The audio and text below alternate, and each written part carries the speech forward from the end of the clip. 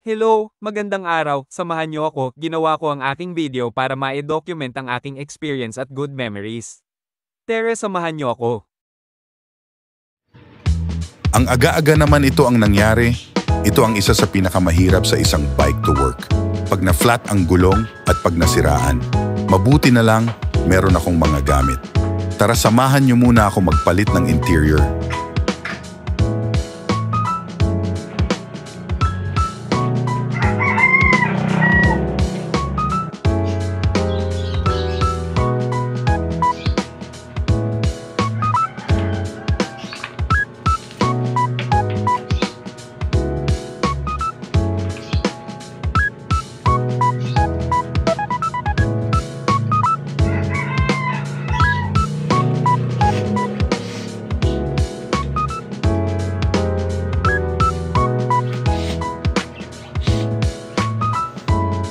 Papasok na sana ako ng work.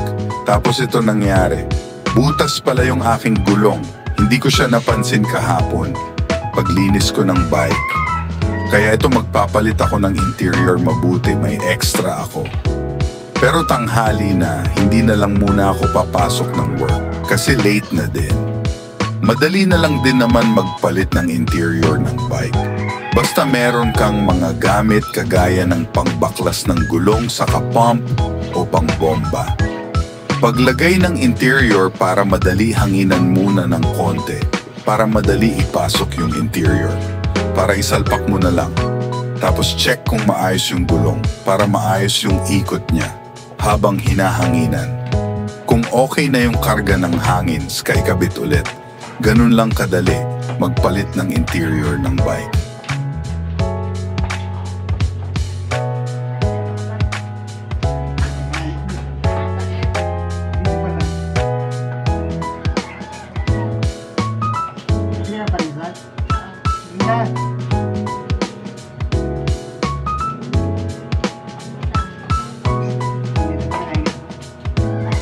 Tabi ni Bandesan.